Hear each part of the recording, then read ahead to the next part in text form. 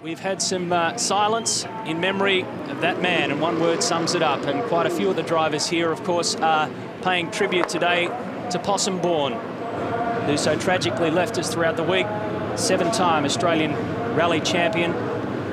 He is dearly missed, not only in the rally world, in the motorsport world, of course. His home base, just near a track that we go to in Pukekohe. And one of the great things about driving into Pukekohe is that you get to drive past the Possum Bourne factory. Sadly missed, and our thoughts go out to him, of course, to his family. We are being joined by TV1 New Zealand Live, and here we go, round 3 of the V8 Supercar Championship gets underway. Marcus Ambrose has done it easy at the front. He'll go in to turn 1 unchallenged. What a good start from Ford, and look, Greg Murphy has shot up. Craig Lowndes has gone in. There is pressure all over Mark Skaife on the inside to turn 2. And Mark Skaife, that is, dropped a bunch of places there, dropped back into 4th place on the run down to turn 2. An excellent start by Marcus Ambrose. And David Thexton there looks like he might have a problem right at the back of the field. So it is Ambrose. Murph's got away well, so has Craig. Skaife, then Bright, John Bowe in there. Look at this mid-pack battle, Matthew. It is a ripper. Cam McConville there doing battle with Wheel. It'll be very interesting to see what mind games are played. Remember, we've got 2 compulsory pit stops to get out of the way. Tyres and fuel. We'll be talking about strategy as they go. They open at lap 2 and closes at lap 55. We'll go on board with Mark Skaife for the start and see what happened here. No doubt you'll see a blue flash out the left at the moment. There it goes. Marcus Ambrose really shot away, and by this time Skaife was swamped left and right. Yeah, Mark just got a pretty bogged down start there, and Bowe's been turned around. That's on the approach to turn 9. Well, when I say he's been turned around, we don't know the circumstances yet. He has turned around is the more correct way of explaining it. Why? It'll be interesting to see what's gone on there. So Ambrose, that was a very good start, and Skaife's the one that's got the work to do. Standing lap time for Marcus Ambrose at 1:38.9. He's got 0.7 of a second over Greg Murphy. And here's the situation. It was Tander trying to sneak up the inside of John Bowe, and around goes JB. Picks the throttle up a little bit to stop the car from getting offline, and very difficult to tell. Tander's up the inside, and the stewards no doubt will look at that and make a determination. The stewards today, Garth Wigston, Peter Svensson and Steve O'Connor. Driving standards observer is Colin Bond. Race director is Tim Schenker. Here is the order, the top 6. And we've got one of the shell cars off. Maxie Wilson is out in the kitty leader. And I understand also that John Bowe, not only in the wars at turn 9 with that spin and collision with Garth Tander, but he has been penalised and judged having crept at the start. He'll be given a drive-through penalty in the Aussie Male Falcon. Not what you need at the start of a race, a double blow for the Aussie Male Racing team. They've made a lot of big noises about doing well here. And this is the incident that saw Max Wilson leave the track. It's one of the FPR cars that's made contact with him there. And everybody scrambles through. I don't think there was any additional contact after that. Ambrose is disappearing ever so slightly at the moment. That margin will open up when they come through for their first flying lap, as distinct from standing lap. On board with Russell Ingall. He wasn't a happy man after last night's shootout. He seemed a lot happier this morning. This car has been given extensive rebuilding work after a big crash at Phillip Island. Good speed from Ambrose, 32.9 in the opening lap, and comfortably quicker than anybody nearby. For example, Murphy and this man here, Craig Lowndes, who was scrapping over 2nd and 3rd there in the mid-33s. So Marcus, with the benefit of clean air, really getting some metres over his nearest rivals, 1.2 seconds at the last count. Greg? Well, John Bowe is coming in to serve that drive-through penalty even as we speak. Now, the Aussie Male crew are not too happy about, not so much the jumping at the start, they're copping that on the chin, but they feel perhaps something should be done about the incident between John and Garth Tander. So they're not real happy at present. Incidentally, too, for his teammate Brad Jones, a problem with the clutch off the line. It seems to be coming good now. Well, that's not a good start for Aussie Male Racing. And Craig Lowndes is working aggressively on the back of Greg Murphy at the moment. Remember, Craig's fresh off the back of that great win at Phillip Island. where strategically he was the right man in the right place at the right time. And he's had a pretty good run so far this weekend. Early in the practice sessions, it didn't look that convincing, but they've built with the speed of that car. And I spoke to him, in fact, just before I got up here, before the start of the race. He had a problem in the warm-up where one of the shock absorber canisters came adrift and got tangled up in a wheel, and that was why he was so slow in the warm-up. He was buried right down at the bottom of the timesheets. It did it on the first lap. But he's pretty happy with the balance of the car, Matthew. He says the car's working well. I said, what about your rear tyres? He said, no, they're good. And you can see the evidence of that at the moment, because he's really starting to torture Greg Murphy, and the report comes through that rain is about 5 minutes away. Every single point then, Neil, that you made about Craig Lowndes could be put in a box and thrown in the car in front of him, because Greg Murphy has had a handful of car number 51 throughout the warm-out. They had a mechanical problem as well. They've obviously sorted that out, and he managed to pull a lap out of the back seat, if I can put it that way, in the shootout. Yeah, to get back up there into the shootout in the qualifying position. So Greg Murphy and Kmart Racing, they didn't have a happy practice session number 2, but they've managed to come back in qualifying as Bradley Jones comes in. He must have tyres. He must have damaged a tyre or tyres somewhere along the line, maybe locked one.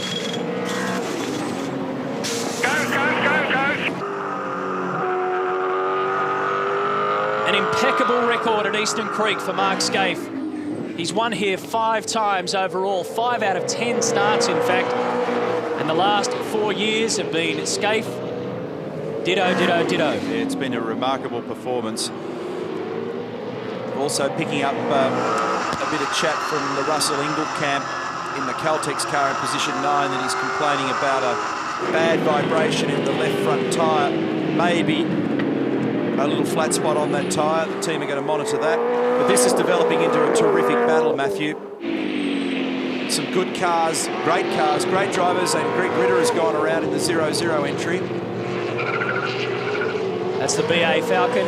He's joined with his teammate Rodney Forbes in the BAs now, so 0-0 have 2 brand new makes online. Other teams are waiting. I know that Mark Larkham's outfit is waiting for a while before they get theirs in and ready to race. There's not much point in having one BA and one AU in the same team. And this will explain what's happened. That's Mark Noski and Greg Ritter getting tied up there. Yeah, interesting by this stage at, what are we, into round 3 now of this series, and most of the guys who are operating under the old makes of cars were looking at this round, possibly the next, to get the new ones online. Ford Performance Racing have one ready to go for Glenn Seaton, but it's touch and go if it's going to make it for Winton.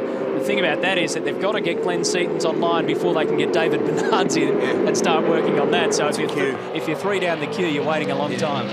Continues to be very good speed being shown by this man. 5.8 seconds the margin. He's recorded the quickest lap of the race so far with a 32.9. And he's quick everywhere. He's quick in the split times, in the sectors, and you can see that relative to Murphy, he's got pace in hand. Look at that. It's probably, what, an average of 3/4 of a second a lap over Murph at the moment. But Murph's also busy by virtue of the fact that Craig is all over him. So some of that speed is disappearing because Greg is having to run slightly defensive. Given this type of circuit, the race distance, the speed of this circuit, everybody was saying it could well be, if it rains, it could well be another Phillip Island. We're going to have to wait and see.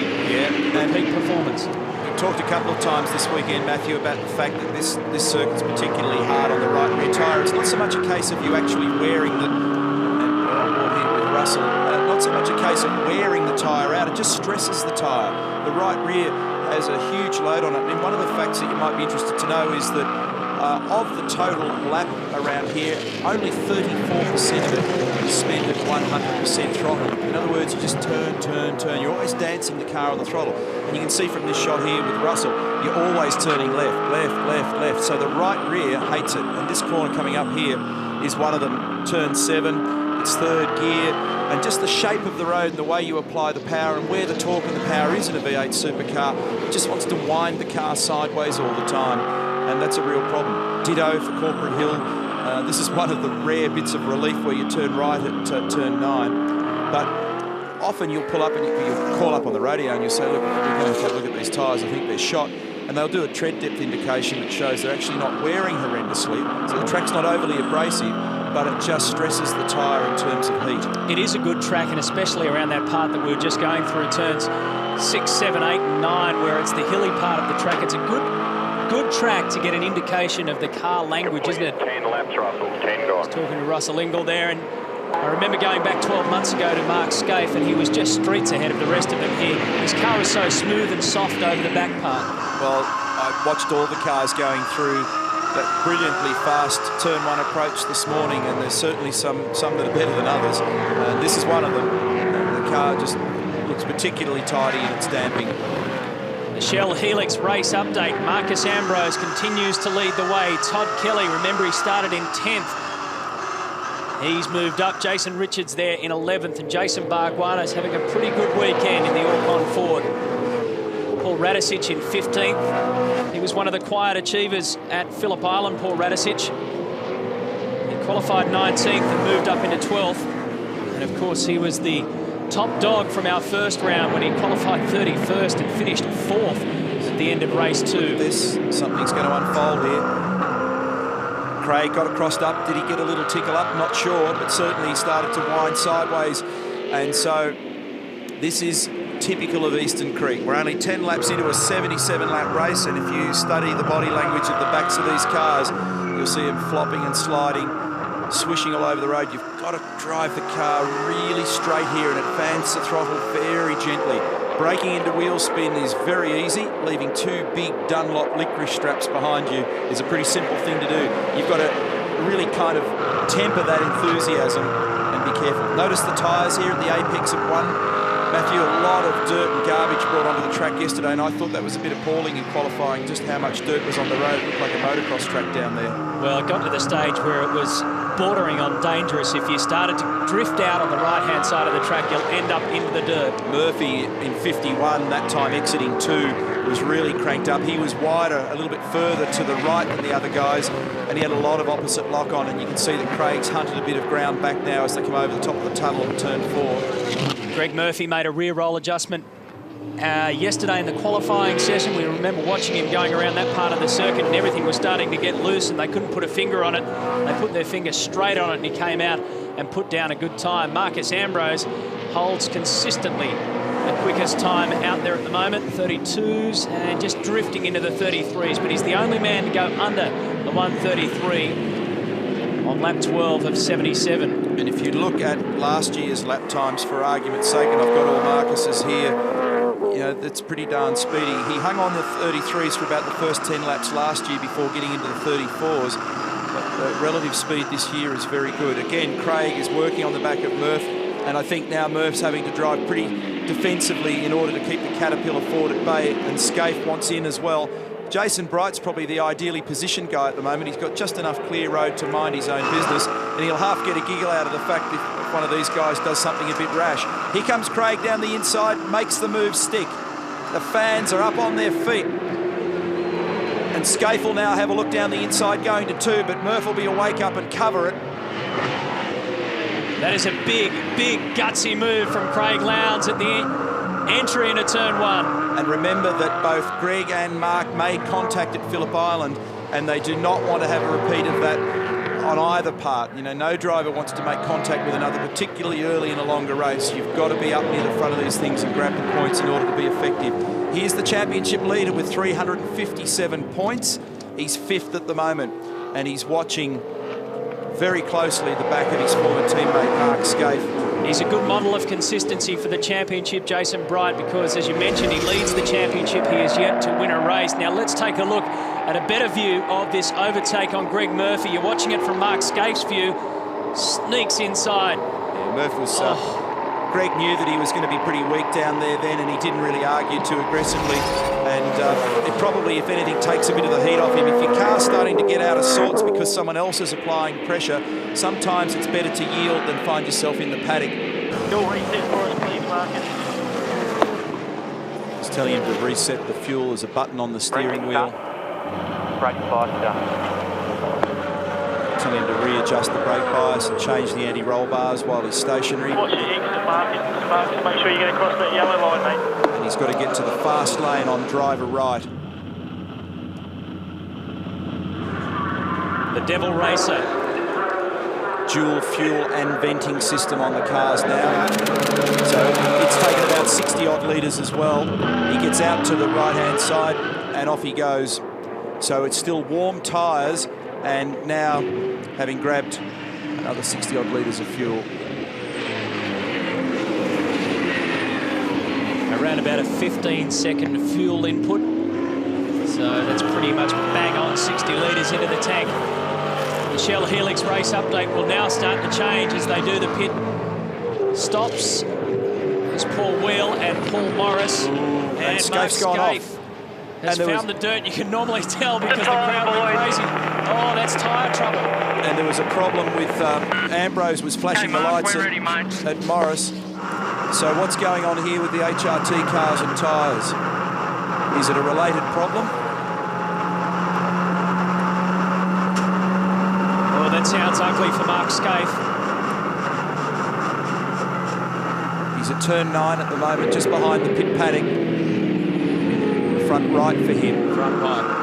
Front left for his teammate, front right for Skaife. Look at the sweat on the face inside the cockpit.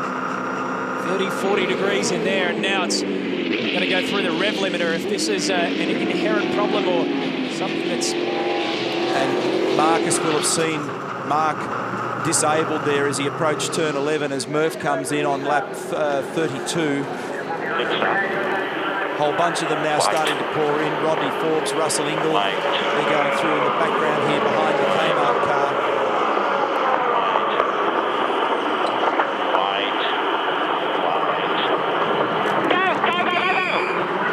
That's Eric Pender talking to Greg Murphy there and just telling him to wait, and then get out of there. Watch your throttle. Down to 40 Ks. 40 K 0. Skaife cannot believe what's going on here. And the problem for Mark, you've got to be very careful when you've got a problem with a car like this. It's easy to clout the tyres coming in. It's easy to do damage to the splitter and the guard. You want to get back as quickly as you can, but you know you can't afford to do too much damage because it'll be dramatic. Darrell's going to be down there. Darrell? Yeah, I'm on pit wall here. You see it coming. It's hard to tell, Neil, like he's done so many kilometres already with that wheel and it's deflated and it's actually done a fair bit of damage just watching him pull it off here right now, but it's hard to tell exactly what's gone wrong at the stage. Yeah, well, that was very... All the inside of the tyres actually been torn apart, but like you said, that's from doing the lap with the fly that was already deflated. Well, remember also that we did see... Oh, Skaife, catch that thing. He did lock a brake early, remember? And so there she goes there. That's down at turn 7. Yeah, mate. And we saw him lock a front right when he was in behind Murphy going into turn 9 earlier in the race. And maybe if he pinched it a couple of times, he could have done some damage to the inside edge of the tyre. You got pretty high track speed here, and with the amount of camber on him, maybe if there was a flat spot or he's repeated the flat spot, then it might ultimately have knocked it around. Rusty?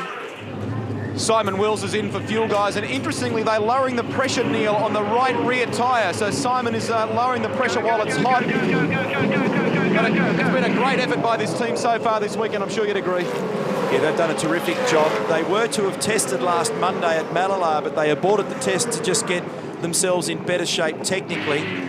And looking here at Baird and Dumbrell in dispute. Down the order, these guys are arguing over 13th and 14th at the moment.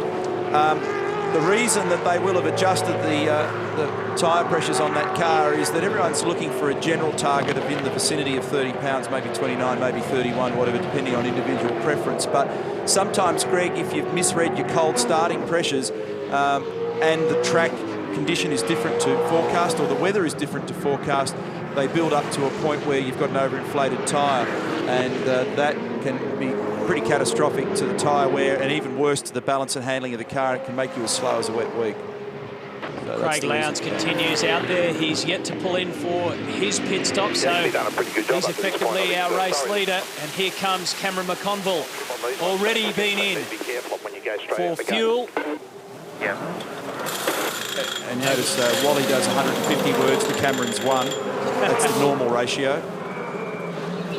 Cameron's put some Ks on the board in between Phillip Island and this race. He's been down doing a recce for the Targa Rally in Tasmania and done 1,800 kilometres worth of driving as Garth Tander now comes in for the first of his stops. So all this is wonderful news for Marcus Ambrose. This trouble with the two red cars. The lurkers are still Jason Bright and Garth Tander. Now, what we're also going to be showing you today as Garth departs to the right on the exit of the yellow line is we've been testing some new technology in recent rounds provided by PitSmart, where we're going to be able to tell you with a forecast after certain drivers have done one stop and others have done no stops, or some have done two and others have done one. Our software tells us precisely what's going on. It's able to make an estimate based on the live timing inputs that come to the computer on what's going on to some competitors and what's likely to happen to others based on a lot of history. And you can obviously rake through data here, you know, in the reams in recent years. The Shell Helix Racing team get in and out. They've spent a lot of time trying to work out the front end problem. They've had quite a few dramas with the front splitters being just too fragile and vibrating too much. So at a test at Willowbank the other week, they put in a lot of work and thought that they had the problem rectified, but they've qualified further down the list here this time around. Team Brock comes in and does tyres for Jason Bright. Go, go, go. There's some interesting splits in strategy here, Matthew. We're not seeing any sort of clear pattern.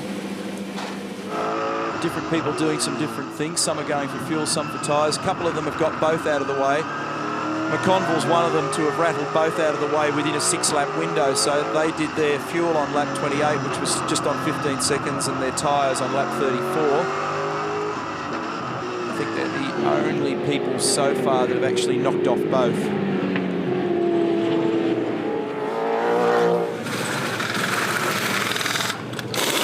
A lot of these teams spend up to an hour a day doing pit stops, practicing and practicing. These guys do it half-hour daily. Shell Helix at Dick Johnson Racing. They normally do morning and night. It's just so vital in pit lane at the moment. Lowndes is the leader. Ambrose is second at the moment, but Lowndes has yet to take any stops, and Ambrose has taken a fuel stop, which was total stationary time 16.5 seconds. A little less for that was actual refueling. And the margin 26.9. And so as Craig disappears through through 4, Marcus is going through 1. Darryl? Yes, confirmation with Skaife's front wheel there. I just spoke to the Dunlop guys. That wheel was whipped off, and they confirmed that it has split the rim, the same as Todd Kelly as well. So they're running a new rim here this weekend, so it could be a bit of a drama. Well, yeah, it'll be something. It probably won't be the rim. It'll be something else there in the lower control arm. So Craig Lowndes waited and waited until lap 38 to come in. Holden Racing team is busy as well. Darryl Beattie. Skaife's come in again. He's just pulling up here. Just a general stop now. There's cleaning the windscreen and taking on quite a lot of fuel like Ambrose was as well. Get ready. Ready. Go, go, go. Pull out, pull out. Guys, just a point of interest. We'll wait till it settles down for a lap or two here, but I'd be interested to see what impact Craig Lowndes' pit stop has had. It was a lot slower than everyone else's for tyres. He took in excess of 10 seconds. Others have been doing it in 8. Yeah, well, that's not good news. I've also been reliably informed, Matthew, that they are in fact brand new rims on these HRT cars this weekend, so there may be another issue here. We'll no doubt find out more later in the day, but it's certainly unusual for them to machine a couple of rims in half on either side of the front of the car across 2 cars, so there's clearly something amiss. And as the order continues to work itself out, Mark Skaife is in 23rd position, now down to 24th position. He's been in twice into pit lane. Lap 32 for tyres and lap 38 for fuel. Flat front right for Skaife, a flat front left for his teammate Todd Kelly. Now's the time for Mark Skaife to start working his way back up through the times. This is such a crucial part of his race. He's got a little bit of room, not too much traffic in front of him or around him, and that'll certainly help him eat away at the times. Marcus Ambrose, this is all falling into perfect place for him. He's got the car speed, no question. He's got track position. He had a good, clean pit stop on lap 31. Pumped in around 60 litres of fuel. Here comes Greg Murphy. Incidentally, Jason Richards is infringed in the pit lane. He's going to get a drive-through penalty. Car number 45. Well, that was quick, Neil. That was very good. A touch under 8, I'd say. It's at 8.4 on our little clock there, but that's what these guys budget for. They budget for an 8-second tyre stop. Rodney Forbes has found more trouble. He's given the BA a real workout. I think I made mention at some point they ran the car for the first time last Tuesday at Winton, and it broke a pinion in the diff, locked the whole rear end of the car up and almost sent it off into a wall. So nearly a $400,000 brand new car. Escaped unhurt, thankfully. Everything's good, Marcus. Marcus in command at the moment, and he has a 10-second margin over Paul Morris. And here's Kelly with another problem. Look at the damage on the front of the car. Enormous damage to the front wing and splitter. He's trawling the gravel here, goes straight ahead. That's up at turn 11 again. And that's going to take a lot of time to resolve. They're going to have to pluck that off, and depends on whether there's any resulting damage to the Spoiler's gone, mate. We're going to have to rechange that as well. And the brake ducting.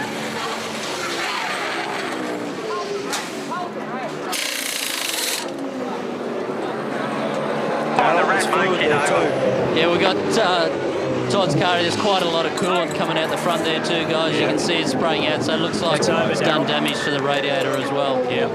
Just as they pulled in there, they told Todd to get out, it's over. So that's the end of the day for Todd Kelly. He is completely perplexed about the day's events. Well, it didn't get off 40 laps. Good start when he was told that he had to start 10th after being 3rd. And as I said before, I reckon that I need to have a look at the operations manual to see what the rule is before I open my mouth too far and wide. But to me, that seems like when so many things pass as racing incidents, to be put that far back on the grid for being, I think it was 10 seconds late on the pit exit for your shootout lap. Gee whiz, lucky he didn't spit on the footpath. They put him in jail for life.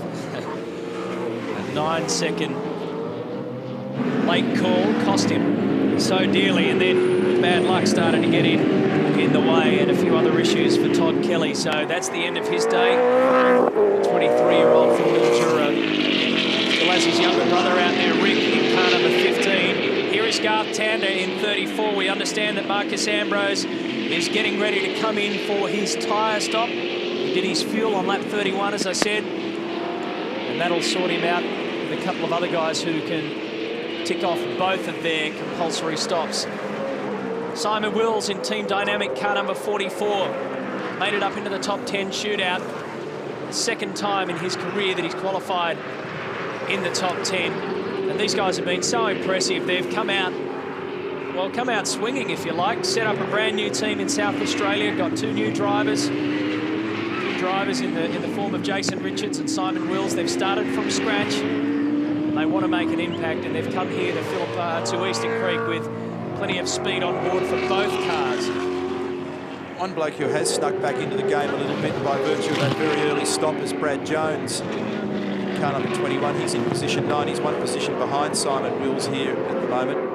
And he stopped on lap 4. So Bradley must have some pretty greasy old tyres underneath him at the moment. And he's still got to do his fuel stop, which will drop him back down. But not everybody's done their 2 stops at this stage, so... Okay, mate. Nice and steady on your marks. Remember, keep your foot on the brake first and watch that yellow line on the exit. It's just such a drama-building episode into pit lane, down to 40 kilometres an hour. The car doesn't like it. The drivers absolutely hate it. The crews are getting nervous. They need to keep their cool. 8 seconds would be really good. Anything under would be excellent. Marcus Ambrose sits and waits. That's a great stop from the Stone Brothers Racing, and they know it. Thumbs up. That could be good enough to do it for the rest of the race. Well, he's got the car pace too, so if you've got the car pace and you're making the ground in the pit too, he's got a well-behaved and balanced car, and things look pretty strong for him at the moment. Paul Morris is making hay. He's up in position 2, and he's yet to do his 2 stops. He's not taken fuel or tyres at this point. He hung on strategically at Phillip Island a little the same way. They did a similar sort of thing, which rolled him up the order. You've got to be a little bit careful you don't hang out too long, though. Tander's in. It's his second. No, it's his first. He's already been in for fuel. Oh, he's done his fuel. Yeah, Sorry, yes. Coming in for the tyres now. Pit lane speed. Watch your own line. Take a good drink. Just got that hose out of the way of the rear wing. Those wing end plates are very good at catching those hoses, and a couple of times we've seen some G-size air bottles disappearing up the road at race speed, which is a bit ugly. So now both of the compulsory pit stops are starting to be completed, and that means we can get back to solid shootout racing to the end of this race. The rain has stayed away, and no sign of a safety car. We had 3 races here last year. Here's Paul Morris. There's somebody in the left-hand side of that car, and that's a drama, and another speeding infringement for Jason Richards. So there's clearly a problem there. Now this is terribly costly for the Sirame Wines entry. So someone was in the left-hand side there.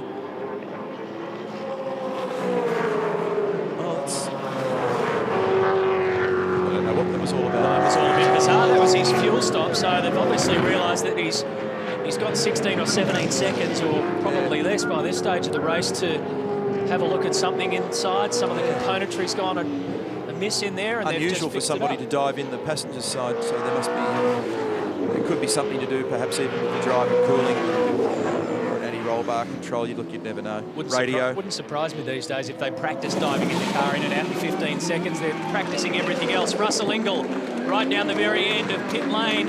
Some flaps down there, so that must have been a pretty good stop. And look at this.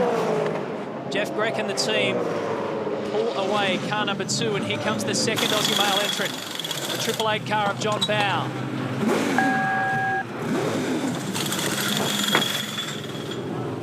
Go. Remember that John was involved with Garth at turn 9 real early in the race, and then he came in very early as well.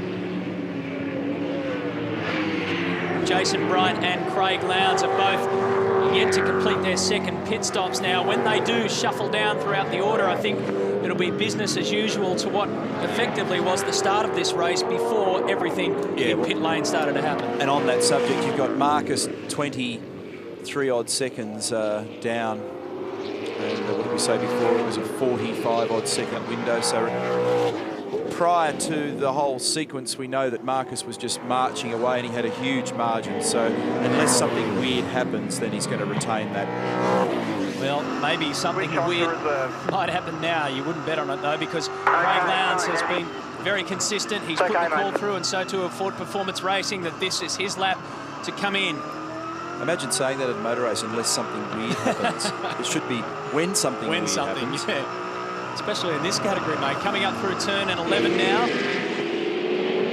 He'll take this left-hander onto the main straight. CL sometimes a bit of a demon on the way in. Oh, there goes Greg Ritter. That is a big accident. He's lost the front end of that car. The green-eyed monster has no eyes. Yeah, I'm all right. She just touched the back of the wall. I'll just bring it back slowly. Oh, I think that's turn 1. Plucked the splitter right off it, and done some damage to the right-hand brake duct. Yeah, exit of turn 1. I'll have more to say about that in a minute, because here comes Craig Lowndes in for his second stop. thing you've got to be very careful of here, Matthew, is the concrete. Rusty?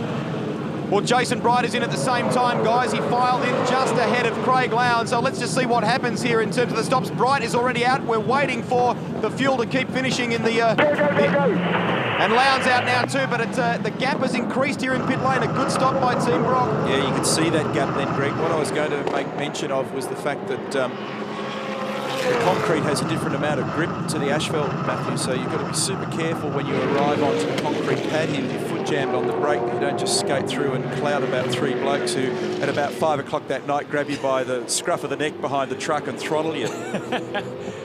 You sound as though you're talking from experience. Oh, no. Never do anything like that. Now take a look at this Greg Ritter incident. This is at the end of turn 1. Look at the amount of speed he's got through there. Now watch this. He'll hit a ditch here because there's been quite a few in the other categories right there. He loses the front splitter off that car, and he is so lucky not to end up in the wall. The dirt, of course, is designed to slow them down. It does so, but look at the amount of speed he's carrying into that. Well, I can tell you what it is. It's just on 200 kilometres an hour. Looked like he just got wide onto the marbles. How that thing didn't actually roll is a miracle. And then there's that little culvert that you talk about at the end there, Matthew, and it's plucked the splitter off the front of it. And he was lucky, probably in a sense, that he didn't go so deep into there, because here's Brad Jones. Yeah, and Bradley's got a problem with that car, and I think... I'm going to leave it here. He's had enough of that one. You can't drive it, just leave it there, I'm out of it. Well, you can't email it back to us. Here is Mark Skaife having a bit of a rear-end duel with David Bernard, his teammate. Skaife's teammate is down in pit lane. Todd Kelly is with us. Can you hear us, Toddler? Yep. Did you walk under a ladder or something, mate, today? Yeah, it's not too good. We've had a bit of a problem with the front rims splitting, and it's not too good driving around the corners like that. So I actually went over a curb and pierced the radiator and bent a steering arm on that last off. So the guys have got it in and trying to work out what's actually going on. Skaife, I think, is having the same problem. So Todd, it's Neil. There were 2 separate things. Is that correct? You've got a problem with the rim splitting for some reason. Is that a lower control arm thing, or do you think it's a wheel? Well, I haven't actually been right in to have a look, but I'm not quite sure. It's whatever it is. It's on the car because it's happening with all the rims. Yeah. So not quite sure what it is. And just quickly, we've got a safety car out, so we probably have to wind it up, mate. But what were your thoughts after being plucked out of position 3 back to 10? I would have thought that was a pretty tough call. Well, it was, especially for being 10 seconds late for the shootout, which I had to wait at the end of pit lane anyway. But the car was quite good handling-wise. I was moving back up through the field quite well, so it's a shame to end it like this. Yeah, you made great progress. Thanks for talking to us, Todd. Better luck next time at Winton. We'll see you then. Thanks, guys. Todd Kelly just explaining what's going on. Here's the front end new one that Greg Ritter's had to pick up in pit lane, and you can see that yellow flag has been out. That is as a result of the car number 21 that's parked on the side of the circuit. So the Audi safety car will come out and collect our leader, and here's Bradley jumping out and leaving that one behind. And Bradley was gambling on the safety car, remember, strategically, but he didn't realise that he was gambling on him bringing it out. That wasn't quite what he had in mind. No, that wasn't part of the strategy. He came in, remember, on lap 4 for his... I heard a bit of radio chat, and I reckon he's got that steering rack drama. He's had some problems with the steering rack with this car earlier in the year. So Morris is the only car left to do tyres. This is Marcus. About a 40-second lead. Of course, this compresses the field. Yeah, mate, that's the way it goes. We'll follow again. Listen, just have a look at those clouds, mate. I'm just around the back of the circuit here, just starting the corporate hill loop. Looks about as black as it can be. Seems to be coming from that direction. Like this, just keep an eye out for it. Can you tell me who hasn't put up for tyres? Is there anyone who hasn't put up for tyres? Only Morris, and he's doing it. He's doing it right now, Marcus. And note how Marcus Ambrose is paying so much attention to the weather while he's out there. Just if you missed that first part of the chat, oh, trouble at Paul Morris's car. The front left, they had some problems with that. The thing about that conversation as we look at the Audi safety car with the whole field now falling into queue. 10 to 6.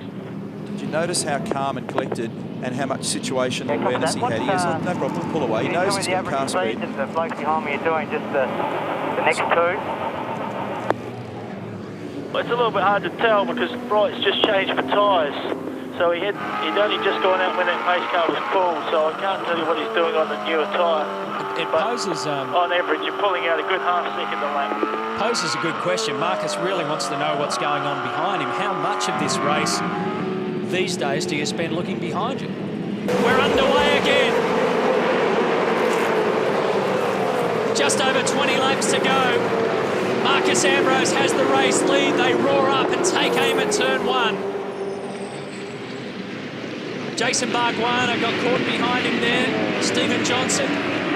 The race order will be completely different to what you see on the track at the moment. Everybody has completed both of their pit stops. And John Bowe goes a bit wide there. He's got the indicator on to go on right. The significant thing here is there's quite a bit of lap traffic mixed up in the key players. So Ambrose clearly and obviously the leader, but Bright and Lowndes in second and third, and indeed Murphy are all mixed up with other people.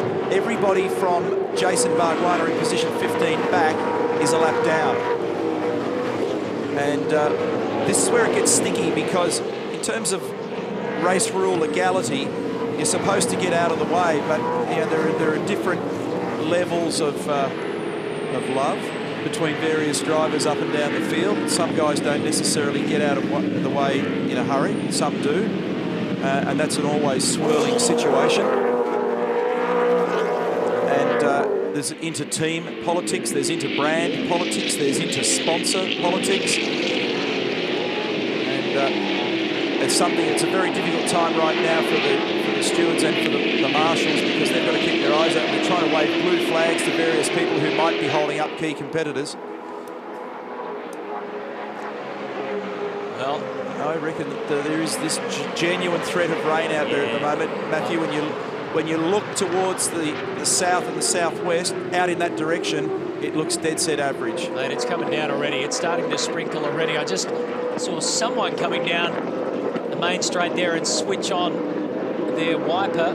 That's the 75% of race distance, 58 laps they have to complete, so this race can be called officially, if you like. That'd be a bizarre situation. It's what happened at Phillip Island. Strategy made its play. This is Mark Skaife. He's gambling. Coming in, and he is gambling. All right, he's coming in for wet straight away. Darryl Beattie. Yes, he's made a good call. It's just starting to rain. It's only gentle still on the main straight, but it's heavy over the back. But Skaife, the first one in for wet, so he's made an early call, which could be beneficial for him. They're just having a little problem here with the front right, trying to get the clip in. Oh, they're using a manual stalled clip. it. Oh, no. You're right. Don't get out. Merge. Settle down, Skaife. So he's just got to put a manual clip in it there. I heard him say that on the radio. And he's taking the punt. He's going, look, I'm down the order a little bit. I can stand to gain here. If I blow it, well, I was down the order anyway. But if it does stay wet, I'm in the box seat. Getting a report through that Marcus Ambrose was instructed by his crew, or they discussed with him to come in, and he said, no, I want to stay out. So Marcus Ambrose decides to go out. And as you said, Skaife has got more to gamble with. He comes in. Craig Lowndes is reporting to his Ford Performance Racing team that it's getting slippery out there. Look at the other cars coming in. There's two cars have already ditched themselves into pit lane. There goes Lowndes, Murphy, Ingall, Paul Dumbrell. There'll be people that make blues in this too, Matty, because the conditions are changing corner by corner. What is it with the recent races and this rain? It certainly spices it up. Unbelievable. Cito's in. He came in early at Phillip Island and he benefited. He's just outside the top 10 in the points at the moment going into this round in 11th. So Cito and Skaife, a couple of the wise old guys, actually thinking it through and saying, look, I don't want to be skating around there on slicks. I reckon it's going to stay. What sort of weather forecasters are they? I have absolutely no idea. Well, Glenn Seaton is one of only 3 men out there to have taken part in all 10 V8 supercar races here at Eastern Creek. John Bowe and Mark Skaife are the other two. So Glenn Seaton led the way as far as weather calls went at the island. Some local knowledge there, but what about track knowledge around here? Will they follow him on this lap? You can see some rain starting to fall on our lenses. It does vary over the back end of the track, if you like, down to the front, and it certainly won't be as torrential, you'd have to say, as Phillip Island was. Just a different weather pattern here in Sydney's west. It depends what's coming, not what we've got right now. That's the key to all this. Well, there's been a strong southerly breeze, Neil, throughout the day, and it has been pushing rain towards us threatening, but then in this part of the world, it's got a tendency to just scoop around the back of us, if you like. On board we are with the Enforcer. Look who he's jammed in just behind. You can see him now. The headlights on for Greg Murphy and the Kmart Racing Team. This is 4th, 5th, 6th. There goes Murph. Stephen Johnson gives him some room and settles back into play as Ingall goes through and Tander behind him.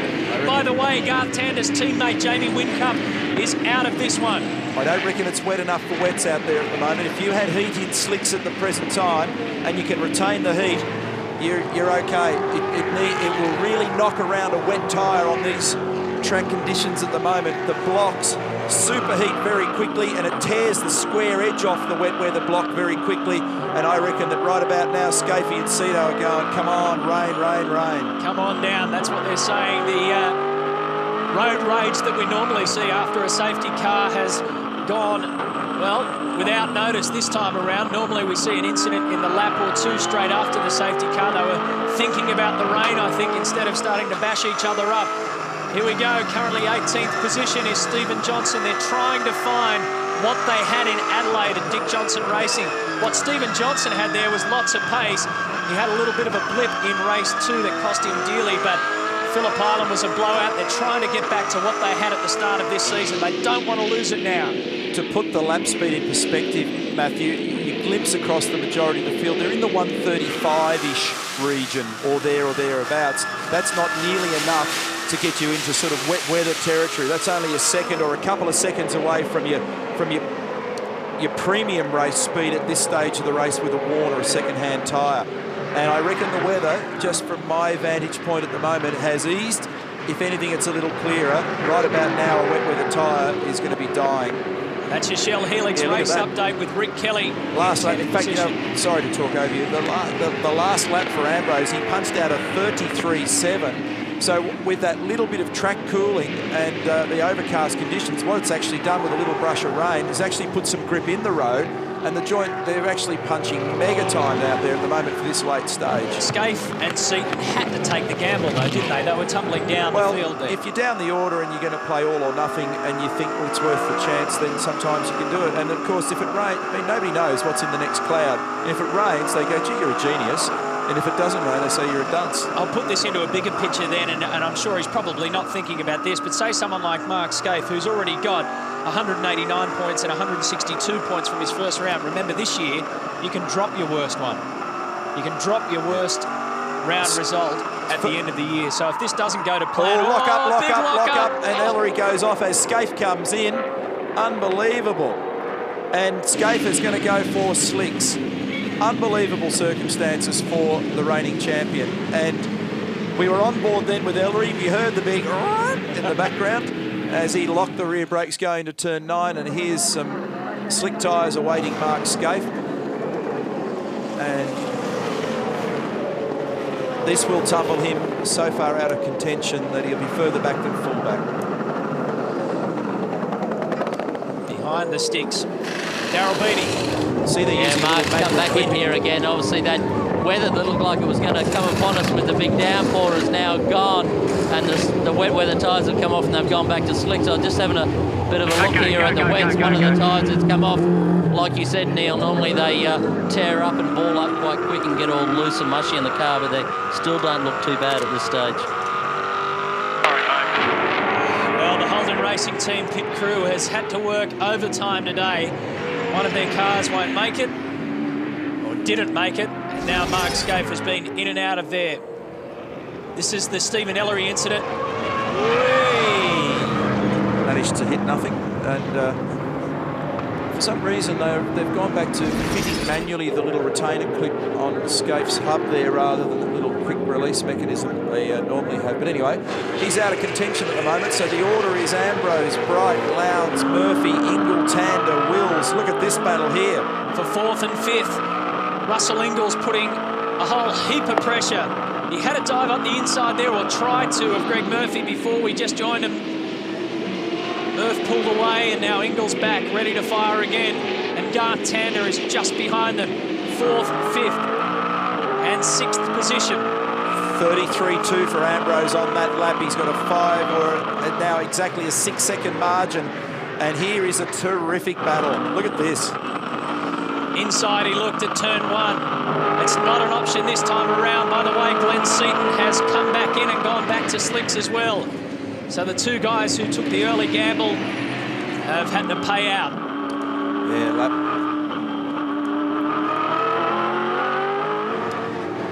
Greg, what have you got down there? Well, Neil, I can show you, in fact, you talked about Glenn Seaton, I can show you the right rear tyre of his car. Now, it's actually not in too bad a shape, but the biggest drama the Dunlop technicians say is these edges here, and you can see the way they're starting to wear. That's after only 2 laps on this tyre because it was just so dry out there. So a gamble, as you said, for both Skaife and for Glenn Seaton, and it didn't pay off. Yeah, when you're in the car, Greg, the feeling's horrible. It's like it's just wallowing around. Someone's greased it. It's flops all over with those wet weather blocks. They roll around under the car. And once the square edge goes off those blocks, they've got no grip at all when it is wet. So anyway, just they gambled and they lost, and that's gambling. We're keeping our eyes on this terrific little battle that's happening at the 4th, 5th and 6th position. Murphy has 4, Ingall has 5, and Tander has 6. You're on board the Caltex Haviline BA Ford Falcon of Russell Ingall, his 85th touring car start. Made his debut back here at this circuit in 1996, the Enforcer. 17 to go, Russell. The bonnet rattling around on this thing when he's right in the slipstream there of Murphy. A lot of buffet from the preceding car. Robs a little bit of air, gives you a bit of straight line speed, takes away a little turning performance. You're also in the hot air, which is not a good thing. This is a great battle. Tander's in there. So Ingall's having to look every which way. Strathfield replay, and we've got Bowie. He'll have damaged the fronts out of that, I reckon. Stanley's blown an engine in that. Well, he's managed to get it back on, so we'll have to see exactly what he's done there. But while we were away, the Ford Performance racing car of David Bernard has had some pretty big problems and dumped a bit of oil along the circuit. Russell Ingall has had so many looks on the inside and out of Greg Murphy. He cannot get through at this stage. Problems there for Paul Wheel. Looks as though he's gone a little bit of an off-road excursion. And just waiting to pounce in that little fight was Garth Tander. Wheel was in the top 10. He was 9th before that. I reckon he's dropped down substantially. That was the exit of turn 5. Ingall was setting up for a run on Murphy just when that warning came for oil, and there was a lot of it. Bernard stayed on the race line for nearly a lap, and there was smoke pouring out of that thing, so I'm not quite sure what he was thinking, and I don't know how much oil's actually on the road, but it was particularly visible.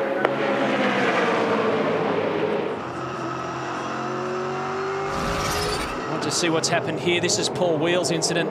Oh, it's the exit of turn 4. And he's done a rear off the back. Yeah, he's come straight across the inside of 5 there and rejoined on the way up to that next little flip-flop. So there'll be a reason for that. It won't be as clear-cut as it probably looked. He was, as I said before, running in 9th, and now he's down in 12th, so he's dropped a couple of key spots there, unfortunately, in that. And this little pressure manoeuvre continues to build. Greg, what have you got? 2 quick updates for you, Neil. You wondered why the crew were diving in the passenger side door of Paul Morris before. He's got a back problem, and the lap belt on the left-hand side was done up too tight. They wanted to loosen it off just a little bit. He couldn't do that. Now have a look at this. This is the alternator of Anthony Tratt's car. This has developed a hairline fracture, and in full flight, that happened. It completely broke away. It's been happening for some time because I can see some polished area here in the cast aluminium, so it's been broken, I guess, for a little while. Now the downside to that is it's beneath the airbox, so you've got to remove that first to get to it. Secondly, it not only affects the electrics, but it also affects the water pump, of course. So a number of things going wrong with the Toll I pick up. Incidentally, how are the fingers? I'm working hard for the money today. First time Everything I've seen you touch, get him you dirty. break. You're hard on equipment, Rusty. You watch him though. He'll pinch that and put it into the rust bucket. Getting a little collection of goods for Rusty to explain exactly what's happening. The Shannon's lap counter shows you that we're on lap 68 of 77, so effectively there is 10 to go. Marcus Ambrose has a 10-second lead over Jason Bright. Craig Lowndes is in 3rd position. Greg Murphy right in front of us. That's 4th position. On board with 5th, Russell Ingall. Garth Tander is behind them still. waiting to pounce a lockup. Could this be the one for Ingall to get through? Can he hold on to it? He should. Murphy tries to fight back. Ingall tries to hold down the pace. Ingall's got away from him and he claims 4th position. Yeah, if Murph only had another 6 inches or so there, he would have been able to just hang on. If he could just hold on the outside, you could have got position for the next left-hander, but he didn't, and now Tander's knocking. Greg's been really battling in the last few laps. You could see that Russell had a bit more car speed. Murph has just been sliding all over the place. And now he's under pressure from 34, Garth Tander. For a while there, they were all actually having to unravel themselves from Max Wilson, who was a lap down and not giving them a lot of space. They were showing them blue flag, and he wasn't getting out of the way in a hurry. Now you got Lowndes all over the back of Bright. I think he gave him a little bit of a tap there, and that's probably another one. He's only millimetres in it. Look at Craig Lowndes. Just monstering Jason Bright. Just keep it calm, mate. The teams have been told. And these back markers, that's what they're complaining about. The teams have been told, get out of the way. Bit of food for thought, thanks to Mark Skaife for showing us behind the scenes. Marcus Ambrose is right at the front of this scene. A 17-second lead over Jason Bright. He's on lap 73, so that means there's 5 laps to go. But the most enthralling battle of the moment belongs to Bright and Lowndes. Lowndes, a la Murphy and Ingall, have been diving all over each other, and Lowndes can't find a way to get through. It's Craig Lowndes at his attacking best and Jason Bright at his defensive best. Yeah, it looks like Craig's got additional pace on Jason at the moment, and just to make it a little interesting, there's traffic as well, and that'll spice things up. Critical phase of the race now in the dying moments. Craig's tried to crisscross a couple of times here. He's tried to get underneath him then on the run down here to 4, but Jason stays very much to the right. Has he got enough on him this time? No. Again, the body language from 50 is that I'm going to use this part of the road. If Craig could get far enough up to the left, he could hold line 4, turn 5, but again, he can't do it. And you've got to be so careful. We're talking millimetres apart. Very easy to wrong foot and start to get into the side of the guy. And if you have him off, of course, or you damage your car, then you're in strife either way. Meanwhile, the other guys are buying in as well. Is that Russell in the background? Maxie Wilson's still mixed up in there, and he's a lap down, so he's not in position at the moment. But Ingall certainly is. Ambrose. Sorry, Neil, there's only 13 cars left on the lead lap, and like you mentioned, Max Wilson caught up in there. The back markers have been a little bit of a problem for these guys as they try to dig on through. It's John Matthews from Ford Performance Racing. Say they're getting a better understanding of the BA, like most of the teams, of course, such a big UK influence in FPR. Laps remaining for Ingall is racing for position. Courtesy of ProDrive, and here goes Craig Lowndes. Now shoots out onto the right. This makes it very tight radius for Jason Bright, and Craig might be able to get underneath him here, but he's just managed to wrong foot him again. So Bright is doing a great job of just holding ground here, and he's really withstanding a lot of pressure. If you dive so far to the left on the approach to turn 1, it therefore makes the radius of the corner much tighter, and often you can't hold enough exit speed to keep the guy behind when you come out of the corner into the exit area. But he managed to get away with it. This time it's Lowndes all cranked up. He can't afford to relax because Ingall will buy into this as well. It's a huge gulp of air that you need to take going into turn 1. See how they've slowed themselves down, and the other guys have actually skipped away now. So these 3 drivers engrossed in this battle are tripping themselves over and taking lap speed away from each other.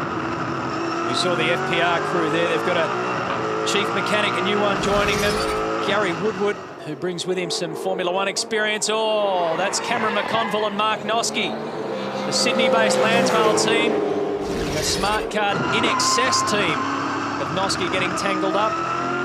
Just look how close this battle is. One of the interesting things to analyse here is that in recent years, 4 in fact of the last years in succession, it's all been Holden turf here, and we're now seeing some Ford strength at Eastern Creek. Well, I mentioned that they raced here 10 times. This is the 11th Australian Touring Car Championship round here, and out of that 10, 6. Big oversteer exit for Lowndes on turn 12, and that's given Ingall the invitation he needs. And he might make a run here. Oh, not enough. Craig was very crossed up on the exit coming off 12, and all that has allowed Jason to just get a little bit of extra spare air. Well, Russell Ingall has consistently been putting down times around about half a second quicker than the two guys in front of him. Remember, once Russell Ingall got past Greg Murphy, he had some road to work with, and he had the speed to do it. So he's caught up now to Craig Lowndes. If he can get past Lowndes, he can have a crack at Bright. Nobody, though, is going to catch Marcus Ambrose because he is 22 seconds further up the road. It's a slaughtering, isn't it? Oh, it's absolutely. And this is another incident involving Dean Cano. He's already been off-road once. Rear brakes all locked up into the hairpin at turn 9. Only he just touches the grass and regains track position and sets off again. It's been quite an interesting day of unfolding pace, because when Mark Skaife put down a qualifying time, he set the provisional pole time. He was half a second quicker than everybody else in the field, than his nearest competitor, and we thought, uh-oh, here he goes again. Well, Marcus Ambrose did the first thing right. He got pole position off him. Did the second thing right. He took the race lead, and then everything else from there has been fine. The pit stops have been good. The car speed's been good. He's maintained a nice steady head, and he's just pulling away by seconds. Well, Ingall's just dropped back a little. Peter Brock looks on at Jason Bright. Team Brock be pretty happy with this performance. The series leader is just holding up at the moment. He's withstanding the pressure. And can he make it? I'll tell you what, if he can get by a bit of this traffic, that'll have a significant impact. The Monday night, is in 65, I apologise. Sorry, mate, there. I just wanted to point out that's the Monday night after the Barbagallo round. What's on your screen? The V8 Superstars in Perth. And we have some a competition for our WA residents. Just log on to rpmlive.tv. That number, by the way, to call position, for Wednesday. Sorry, there it is on the screen. He got him. He finally got him. We'll come back to Superstars. He got him down there at turn 4, and eventually, if you slip and slide long enough, it's very difficult to drive a car when it's trying to get away from you like that. And ultimately, Lowndes has now gone through to second position. Ingall, is it his turn? Has Brighty got enough to survive? We are into the business end of this race. Well, Jason Bright is holding on to the Holden banner on the podium. This will be the first time in a long time. We'd really have to dig through the books to see when Ford covered all 3 positions. At the moment, Ambrose has position 1 locked up. Jason Bright is under pressure for position 2. And then it's Lowndes and Ingall waiting, or Ingall and Lowndes waiting to take those other positions off him. Have a look exactly how he got him here. So Lowndes shoots up the inside, takes away that position. Ingall thought, I can go too. Yeah, he just ended up running wide at turn 4. He's just carried a little bit too much speed in there. The car didn't have enough grip available to arrest the pace and hold line, and Bright's disappeared up high, and that was enough for Lowndes to sneak by. Here comes Marcus Ambrose, someone who's dropping a lot of oil and a subsequent amount of smoke.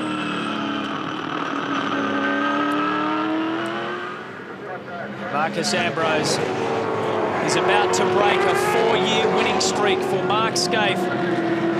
Here at Eastern Creek, Russell Ingall goes through on the inside. Can he get Craig Lowndes' position off him? So Ingall has taken over Jason Bright as well. It is Ford 1, 2 and 3 at the moment. Bright slots back to 4th. Oh, that was an incredible move. It looked as though, oh, that's Rodney Forbes' problem. Out the front, it looked as though Ingall and Lowndes were going to get tangled up, but Ingall held on to the position. Bright has dropped back. Out in front, Marcus Ambrose has done it his way for the first time since 1997. Ford breaks through at the creek, and Marcus Ambrose does it in round 3. A spectacular wire-to-wire victory for Marcus Ambrose, and he makes sure that his team gets the rewards on pit wall as well. Look at this.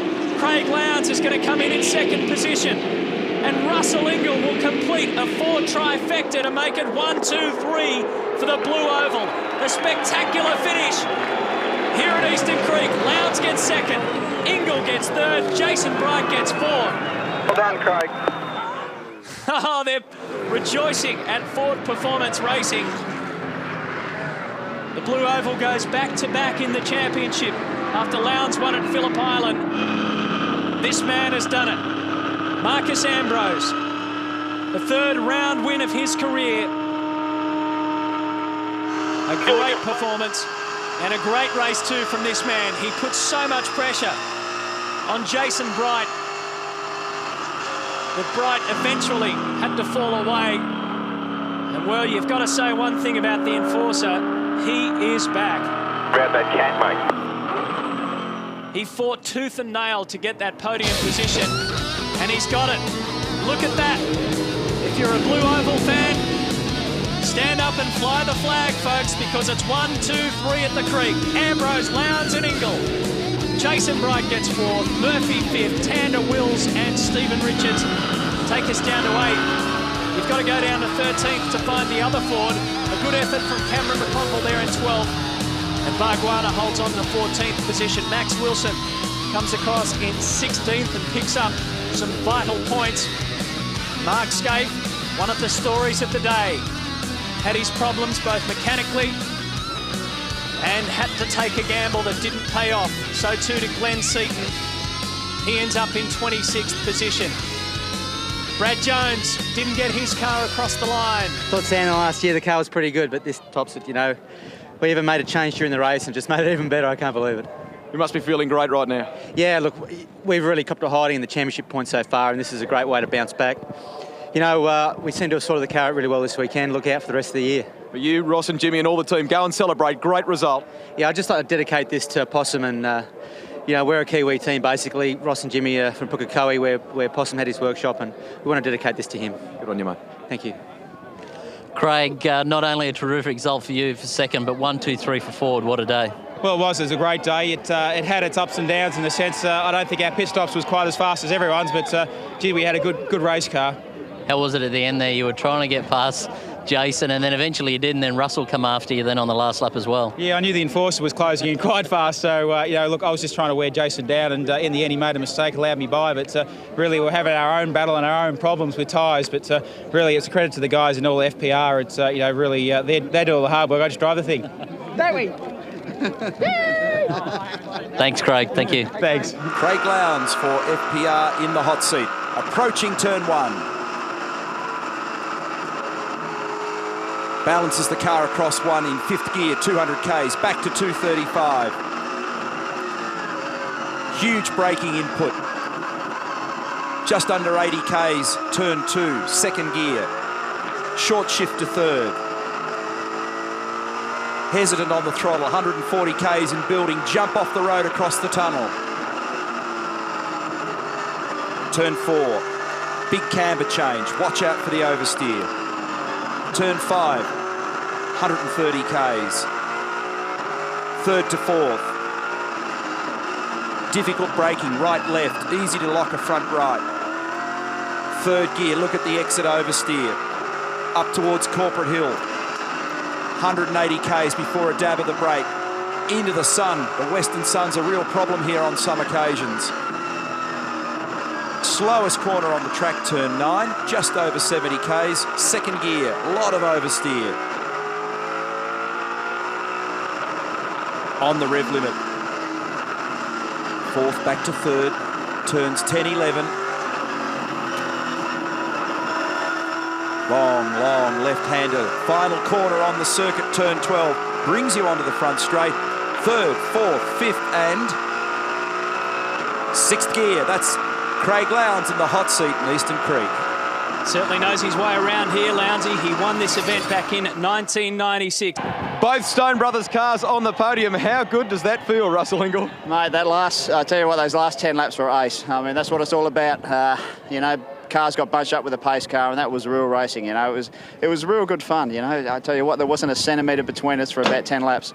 You had a little bit of a long face at the end of the shootout yesterday. Different story today. Yeah, mate, I'm going to have to stop giving him a head start. You know, start up the pointy end. But car was put the 2nd set of tyres on, and she was an absolute jet. So, you know, mate, we just plucked away, and I thought 3rd. Oh, how good's that? Ace effort. Well done. Thanks. Cheers.